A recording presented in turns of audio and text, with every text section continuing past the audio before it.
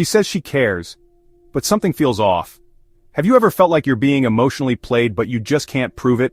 Like something's off but you can't quite put your finger on it? You find yourself questioning your own sanity, your own judgment. You start to wonder, is it me? Let me tell you something, you're not alone. This kind of manipulation is insidious. It creeps up on you, and it can leave you feeling lost and confused. That's why I'm here to empower you. I'm going to break down the 5 subtle psychological signs of manipulation that can help you see the truth.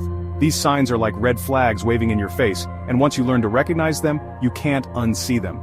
We're diving deep into the psychology of manipulation so you can protect your heart and your mind. Sign number 1, she makes you feel guilty, even when you did nothing wrong. This is a manipulation tactic known as emotional reversal. You start apologizing for her behavior. Let me paint you a picture. You come home after a long day and she's in a mood. But instead of talking about it, she shuts down, gives you the cold shoulder. You ask what's wrong and suddenly you're the one being blamed for her bad day. You find yourself apologizing just to diffuse the situation even though you have no idea what you did wrong. Sound familiar? This is classic emotional reversal. She twists the situation to make you feel responsible for her emotions, even if they have nothing to do with you. It's a way of controlling your behavior by making you feel like you're always walking on eggshells. Here's the catch. Guilt is a powerful emotion. It can make you compromise your own needs and desires to please her.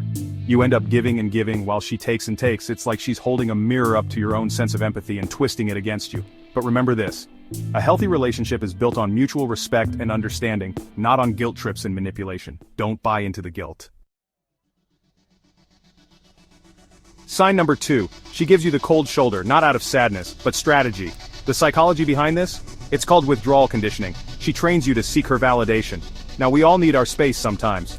But when silence is used as a weapon, that's a whole different ballgame. She clams up, refuses to communicate, and leaves you wondering what's going on in that head of hers. You try to reach out, to understand, but it's like talking to a brick wall. This is a classic manipulation tactic called withdrawal conditioning. She's withholding affection and attention to punish you for something you may or may not have done. And the worst part, you have no idea how to fix it, because she won't tell you what you did wrong. The silence creates anxiety, a sense of unease. You start questioning yourself, wondering what you did to upset her. You become desperate for her approval, for a crumb of affection, and that, my friend, is exactly what she wants. When you finally get a word out of her, it's like a ray of sunshine after a storm. You're so relieved that you're willing to do anything to keep the peace, even if it means compromising your own needs. Chapter 3. The apology that's too quick. Sign number 3. After hurting you, she says sorry. A little too fast. This isn't healing, it's manipulation. Psychologists call this performative empathy, appearing sorry to avoid accountability. Look, we all make mistakes. A genuine apology can go a long way in repairing a relationship. But here's the thing. A manipulative apology is all about damage control, not about taking responsibility. She hurts you, maybe she betrays your trust, says something hurtful, or dismisses your feelings. Then, before you even have a chance to process what happened, she's showering you with apologies. She's crying, she's begging for your forgiveness, and she's promising to change. But the thing is, the apologies feel hollow. There's no real remorse, no real understanding of the pain she's caused. It's all about getting back in your good graces as quickly as possible. This is performative empathy. She's playing the part of the remorseful partner, but deep down she's not truly sorry. She's sorry she got caught, she's sorry she upset you, but she's not sorry for the actions themselves. Chapter 4. The compliment that cuts. Sign number 4, compliments that cut. You're smart for someone like you. These micro-manipulations are designed to lower your self-esteem while keeping her in control.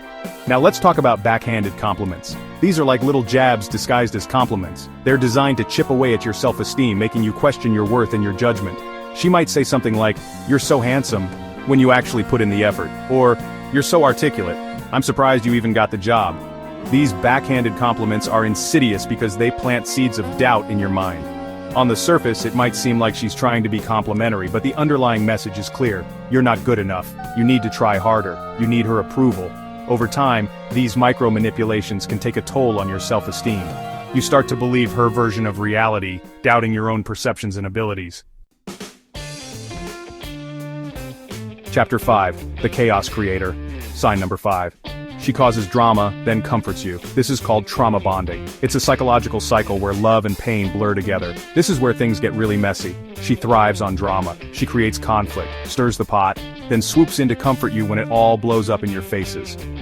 It's a vicious cycle of highs and lows, and it's designed to keep you hooked. The thing is, When you're constantly riding an emotional roller coaster, you become dependent on her for stability and validation. She becomes your source of comfort, even though she's the one causing the chaos in the first place. This is called trauma bonding. It's a psychological phenomenon where you become emotionally attached to someone who is both the source of your pain and your relief. The cycle of drama and reconciliation creates a toxic bond that can be difficult to break free from. If any of these signs sound familiar, you're not alone. Learn the psychology, take back control, hit like, subscribe, and I'll show you how to protect your mind. Look, I've seen this pattern play out time and time again in my work. People falling prey to these subtle forms of manipulation, losing themselves in the process. But here's the good news. Once you know what to look for, you can protect yourself. Knowledge is your superpower.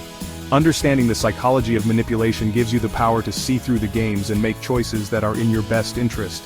Hit that like button if you're ready to take back control, and subscribe to my channel for more psychology hacks that will empower you in life and love.